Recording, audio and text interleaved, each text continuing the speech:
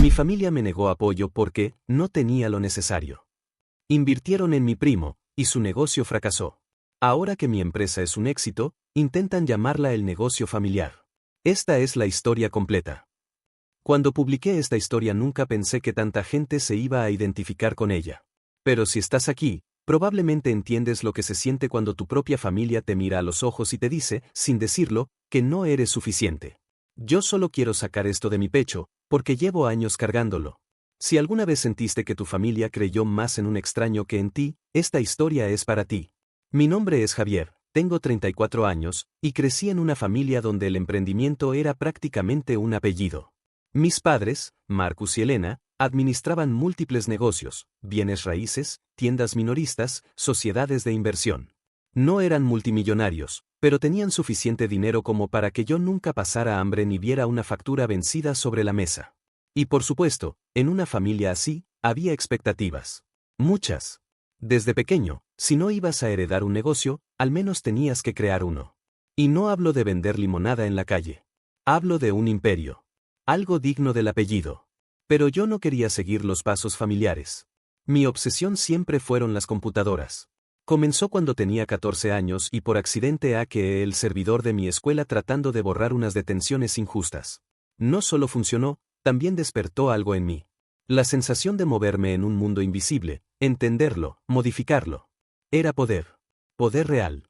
A partir de ese día, devoré todo lo que encontré sobre seguridad digital, cifrado, vulnerabilidades, estructuras de red. Para cuando entré a la universidad, ya sabía que quería dedicarme a la ciberseguridad. Me gradué con honores en ciencias de la computación, y mientras mis compañeros soñaban con trabajar en empresas enormes, yo sentía que podía crear algo propio. Algo grande. Mi idea era simple, una consultora de ciberseguridad especializada en pequeñas y medianas empresas. Trabajo hay de sobra, hospitales, bancos locales, compañías que manejan datos sensibles pero no tienen departamentos internos de seguridad. En mi cabeza, era como vender paraguas en un lugar donde siempre llueve. ¿Quién no lo necesitaría? El plan era sólido. Yo lo sabía. Pero para empezar necesitaba dinero. No millones, pero sí lo suficiente para alquilar una pequeña oficina, contratar a 2 o 3 personas con talento, y comprar el software y hardware necesarios. Preparé todo como si fuera a presentar un proyecto ante inversores serios, gráficas, análisis de mercado, estimados de crecimiento, proyecciones de retorno. Pasé semanas perfeccionándolo. Una mañana, les pedí a mis padres que me escucharan. Nos sentamos en la sala, y les mostré todo. Les expliqué cómo funcionaría, por qué tendría demanda, cómo planeaba pagar el préstamo que les estaba solicitando. Sí, préstamo. No quería regalos. No quería que alguien dijera que el negocio era de mis padres. Quería hacerlo yo. Cuando terminé mi presentación, pensé que estarían orgullosos. Pensé que al menos me harían preguntas, que discutiríamos detalles. Pero en cambio, mi padre suspiró como si yo acabara de confesar que quería convertirme en payaso callejero. Mi madre me miró con esa mezcla de ternura y lástima que solo las madres pueden dar cuando creen que su hijo está siendo ingenuo. Marcus fue directo. Javier, eres brillante con las computadoras, pero dirigir un negocio es otra cosa. No creemos que tengas lo necesario. Y fue como si el aire se secara a mi alrededor. No lo digo para herirte, añadió él, lo digo porque te quiero. Pero para manejar una empresa necesitas más que habilidades técnicas. Necesitas liderazgo, visión, capacidad de manejar pérdidas. No es solo programar. Y tú, bueno, no tienes esa chispa. Él no tienes esa chispa. Esa frase me mordió el alma. Elena me tomó la mano.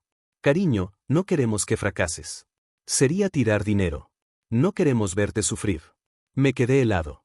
No por el rechazo, sino por lo que había detrás de él. Mis padres no confiaban en mí. Dije que lo entendía. Dije que estaba bien. Pero mentí. Esa noche lloré de rabia y de vergüenza.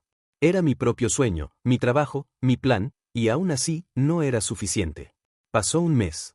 Y ese mes fue una mezcla de resentimiento silencioso y terquedad. No quería rendirme, pero tampoco tenía forma de avanzar. Entonces llegó la boda de mi primo Nathan. Una boda ridículamente lujosa, 3 días de eventos, fuentes de champán, comida gourmet, músicos en vivo. Todo excesivo. Todo caro. En uno de los descansos, yo estaba cerca de la mesa del buffet con mis padres cuando Nathan se acercó. Saludos, abrazos, risas. Y luego dijo: Tío, tía, Gracias otra vez por creer en mí y ayudarme con el financiamiento para mi hotel. No lo habría logrado sin ustedes. El mundo se detuvo. ¿Perdón? ¿Financiamiento para su hotel? Yo pregunté por un préstamo. Nathan recibió inversión. Una inversión muchísimo mayor que lo que yo había pedido. Un hotel. Un maldito hotel. Sentí que me golpeaban el estómago. Mis padres intentaron cambiar de tema, claramente incómodos, pero ya era demasiado tarde. Yo me quedé ahí, en silencio, tratando de no perder la compostura en plena boda. Al final inventé una excusa y me fui al estacionamiento. Me sentía traicionado. No porque Nathan hubiera recibido dinero. Bien por él. Él tenía sueños también. Pero, ¿por qué no yo? ¿Qué tenía él que yo no tuviera?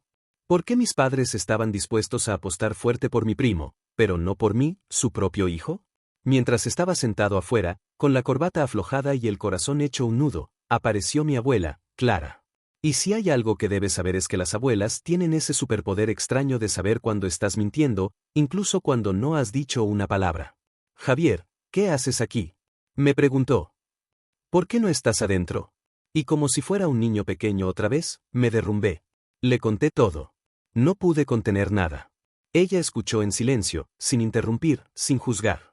Cuando terminé, me puso la mano en el hombro y dijo algo que jamás olvidaré. A veces, las personas invierten en los demás porque ven una versión de sí mismos en ellos.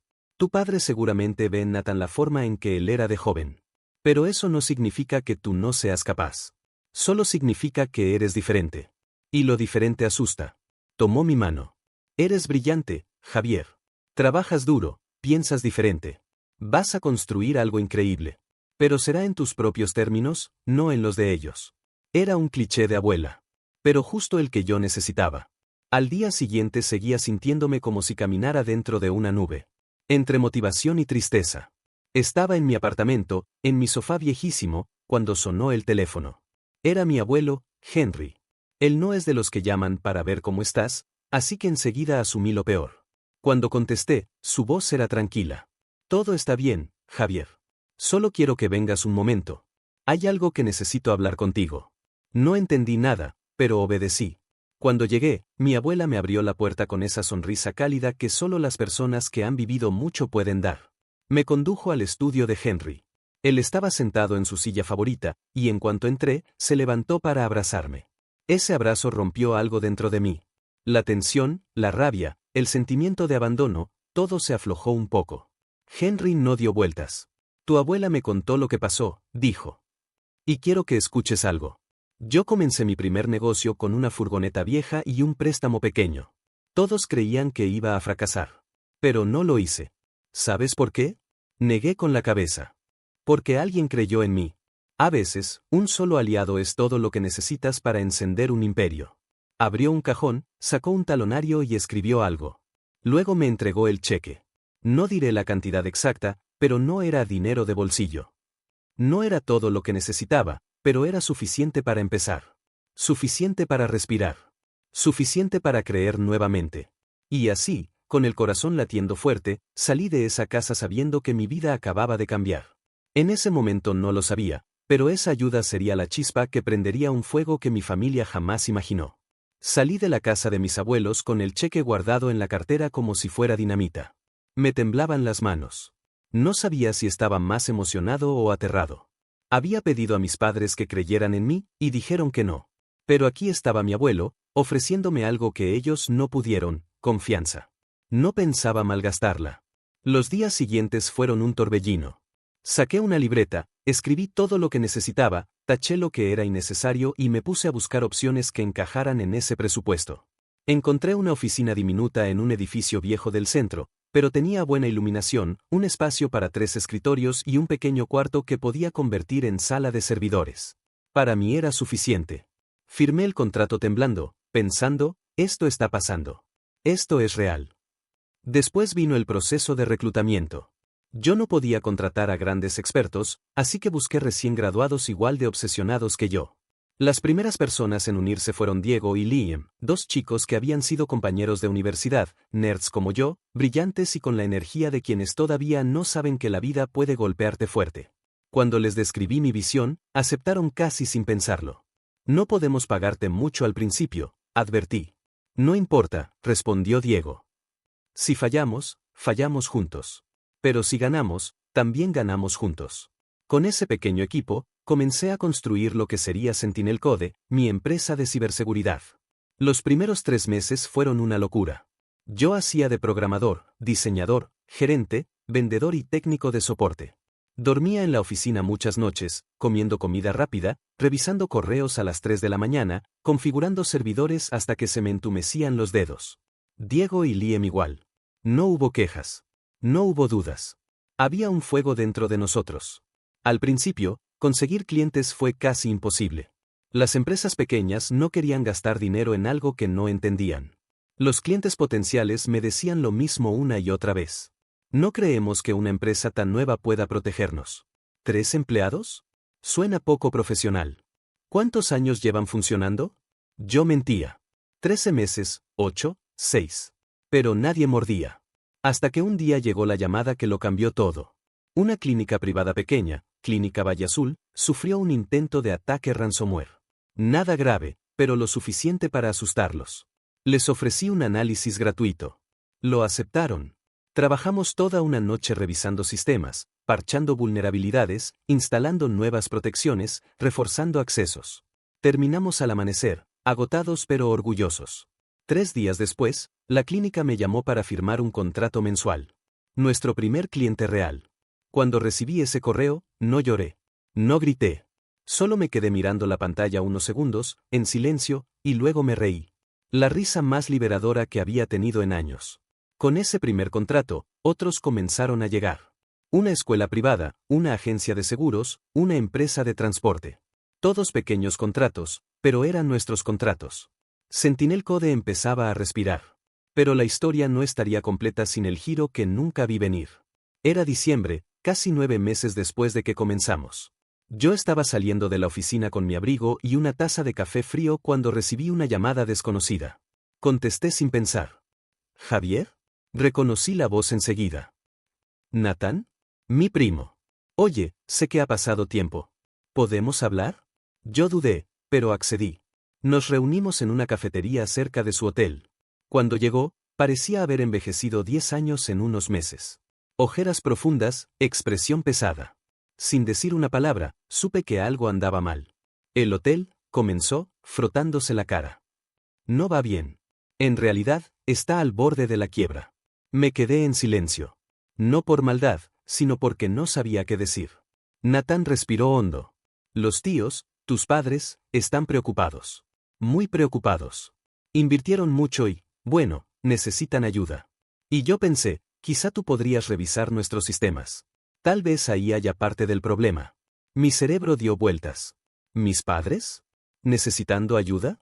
¿De mí? Sentí una mezcla de ironía y tristeza. Esto no era venganza. Era un desastre. Por mucho que me doliera lo ocurrido, eran mi familia. No podía simplemente decir no. Está bien, respondí. Revisaré lo que pueda. Fui al hotel esa misma semana. Lo que encontré fue un caos. Un sistema desactualizado, sin protocolos de seguridad, con brechas enormes.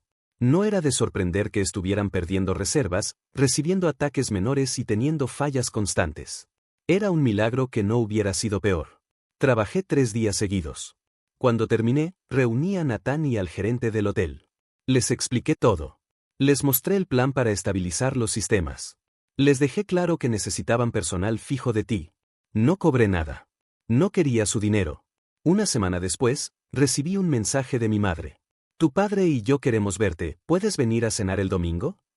Acepté. Sabía que algo se estaba moviendo. La cena fue incómoda. La comida estaba servida, pero nadie tocaba nada. Mis padres se miraban, se daban señales silenciosas, como si estuvieran decidiendo quién hablaría primero. Finalmente, Marcus rompió el hielo. Javier, tosió, incómodo. Tu primo nos dijo que lo ayudaste. Queremos darte las gracias. Yo asentí. No hay de qué. Elena juntó las manos, nerviosa. Hemos estado pensando mucho en todo lo que ha pasado. Lo que dijiste. Lo que pediste. Y creemos que, sus ojos se humedecieron, nos equivocamos contigo. Mi corazón se apretó. Los miré sin decir nada. Cuando pediste ayuda, continuó ella, pensábamos que te estábamos protegiendo. Que era mejor negarte el préstamo que verte fracasar. Pero ahora vemos que, se quebró la voz, no confiamos en ti como debimos hacerlo. Las palabras eran sinceras, pero dolían igual. Mi padre continuó. Somos orgullosos, admitió, y eso nos cegó. Pero tú construiste algo real. Algo tuyo. Estamos, respiró hondo, orgullosos de ti. Sentí un hueco en el estómago. Ese orgullosos de ti era algo que había esperado casi toda mi vida. Pero no sabía si quería escucharlo ahora. Era demasiado tarde para eso. O al menos, así lo sentía. Pero entonces mi madre dijo algo que me rompió un poco.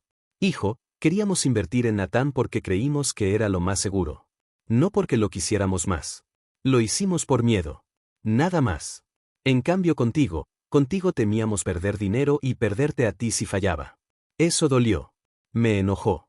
Pero también era la primera vez que realmente abrían su corazón sin disfrazarlo de consejo. Yo asentí. No dije está bien. No dije los perdono. Solo, asentí. Y por alguna razón, eso bastó para ellos. La vida siguió. El hotel de Natán logró estabilizarse parcialmente, aunque nunca llegó al nivel que él soñó. Sentinel Code, por otro lado, crecía más rápido de lo que yo podía manejar. Tuvimos que mudarnos a una oficina más grande, contratar 3 programadores nuevos, firmar contratos más serios. Diego comenzó a liderar un pequeño equipo. Liam se convirtió en nuestro arquitecto de infraestructura.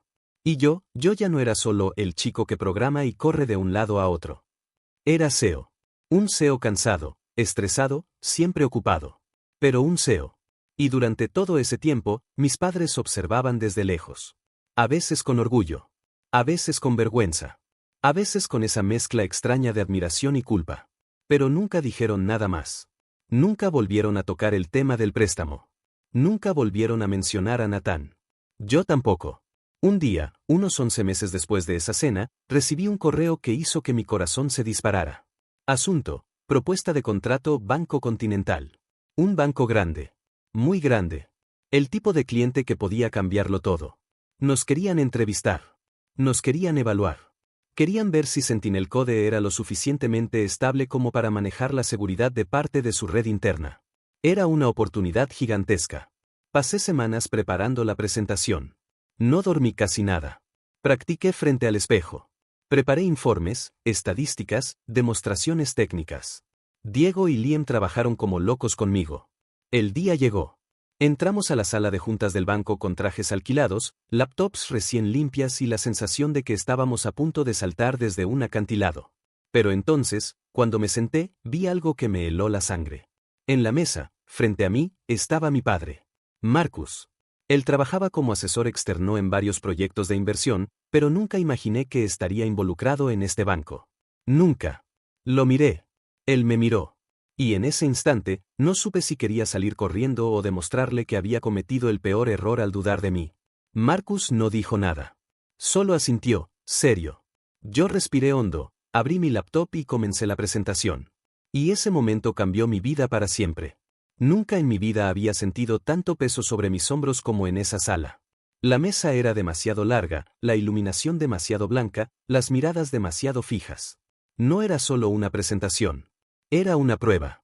Una evaluación involuntaria frente al hombre cuya aprobación había buscado desde niño, pero que ya no era necesaria para mi supervivencia, aunque sí para este contrato que podía cambiarlo todo. No temblé. O tal vez sí, pero nadie lo notó. Comencé a hablar. Al principio mi voz fue mecánica, entrenada, meticulosamente memorizada. Pero conforme avanzaba, algo empezó a cambiar. Y no fue en mí, sino en los demás. Vi cómo los ejecutivos del banco dejaban de revisar sus notas para mirarme directamente. Cómo asentían cuando describía los protocolos de contención, cómo sus miradas se levantaban cuando mostraba el panel de monitoreo que habíamos construido desde cero. Incluso Marcus, mi padre, empezó a apoyarse en el respaldo de la silla, como quien escucha algo que no esperaba. Para cuando terminé la primera parte, ya tenía la atención completa de todos. Tomé un sorbo de agua, respiré hondo y pasé a la demostración en vivo. Mostré simulaciones de ataques, respuestas automáticas, análisis en tiempo real. Mostré lo que podía hacer un equipo pequeño, pero ferozmente competente. Cuando terminé, hubo un silencio largo. Entonces, el director de operaciones preguntó: ¿cuántos empleados tienen actualmente? Mi corazón se aceleró. Sabía que esa pregunta era crítica. Muchas empresas grandes desconfiaban de los equipos pequeños. Somos 8, respondí, firme. Pero rendimos como si fuéramos 20. Hubo murmuraciones en voz baja. Vi dudas en algunos rostros. Pero también vi algo en el rostro de Marcus. Orgullo. No esa versión tibia, distante y elegante del orgullo que a veces mostraba cuando mi primo presentaba fotos del hotel. No. Era algo más crudo. Más real. Como si finalmente viera algo que nunca había considerado posible. El director de seguridad del banco revisó sus notas y dijo: Bien, señor Rowan, lo discutiremos internamente. Recibirá noticias nuestras pronto. Cerré la laptop, di la mano a todos y salí con el corazón latiendo como un tambor de guerra. Afuera, Diego casi me abrazó de la emoción. Bro, lo mataste. Gritó. Eso fue épico. Liam estaba igual de emocionado, aunque más reservado. Yo sonreí, pero por dentro estaba hecho trizas. No por nervios. Por algo más. Algo que aún no entendía del todo. En el estacionamiento, mientras los chicos iban adelantándose hacia el auto, escuché pasos detrás de mí. Era Marcus. Se detuvo frente a mí. No cerca, no lejos. A una distancia que dejaba claro que no sabía cómo aproximarse todavía. Javier, dijo. Necesito decirte algo. Yo esperé. Nunca había visto una presentación así, admitió. No, no de alguien que no pertenezca a una corporación enorme. Silencio. Hijo, no tenía idea de que habías construido algo así, continuó. Nunca imaginé que llegarías a este nivel tan rápido. Lo miré fijamente. Nunca imaginaste que lo lograría, quieres decir. Él apretó los labios. No era una negación, era aceptación. Tal vez no, dijo finalmente. Pero me equivoqué. Lo veo ahora. Hubo otro silencio. No tenso. Solo, humano. Javier, dijo Marcus, con una voz que rara vez usaba. Estoy orgulloso de ti. Lo estoy de verdad. Esa frase, la más simple del mundo, se sintió como una puerta que se cerraba y otra que se abría al mismo tiempo. Me golpeó de una forma extraña. No como un triunfo. No como una victoria. Sino como un reconocimiento tardío que yo ya no necesitaba, pero que, aún así, me rompió un poco por dentro. No dije nada. Solo asentí. Marcus puso una mano en mi hombro y luego se fue. Esa noche no pude dormir. No por el banco. No por la incertidumbre del contrato. Sino por todo lo que había cambiado en tan poco tiempo. Pensé en mis abuelos. En ese primer cheque que parecía dinamita. En Diego y Liam durmiendo en sillones viejos mientras compilaban código. En cada café frío. En cada no que recibí de empresas que ahora jamás podrían pagar mis tarifas. Pensé en mis padres. Pensé en mí. Y pensé en la versión del Javier que empezó todo. Le debía mucho. 3 días después, recibí una llamada. Contesté con el corazón en la garganta. ¿Señor Rowan? Habla la directora de seguridad del Banco Continental. Queremos felicitarlo. Ha sido seleccionado. No dije nada durante varios segundos. ¿Seleccionado? ¿Para qué exactamente? Pregunté, temiendo haber entendido mal. Para gestionar la seguridad digital interna del banco. Es un contrato por 3 años. La Junta votó unánimemente. Su presentación fue impecable. Me quedé en silencio. ¿Unánimemente? Susurré. Así es. Incluyendo al señor Marcus, respondió ella. Felicitaciones, Javier. Bienvenido al equipo. No pude responder. No podía. Me quedé ahí, con el teléfono pegado a la oreja, mientras mi mente se quedaba atrapada entre dos realidades, el chico al que no quisieron prestar dinero, y el hombre al que ahora querían confiarle millones de dólares en seguridad. Diego entró a la oficina en ese momento. Me miró. ¿Qué pasó? Yo respiré hondo. Y finalmente dije. Acabamos de ganar. Al final, no necesité que mi familia creyera en mí para empezar, pero sí para cerrar este capítulo.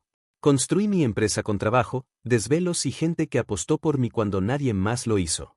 Y aunque mis padres llegaron tarde, aprendí algo valioso: el apoyo es un regalo, no una obligación.